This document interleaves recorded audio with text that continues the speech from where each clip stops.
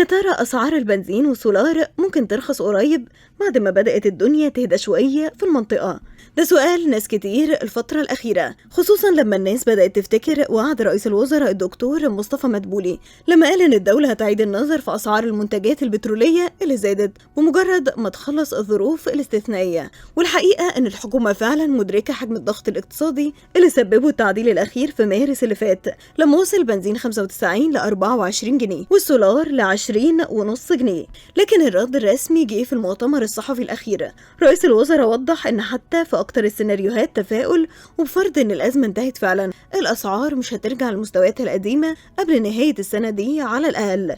والسبب مش بس في استقرار النفط، لكن في أضرار كبيرة لحقت بالبنية التحتية للطاقة وتدمير في سلاسل الإمداد، وده بيخلي عودة التوازن للسوق العالمي محتاجة وقت ومجهود مش قليل.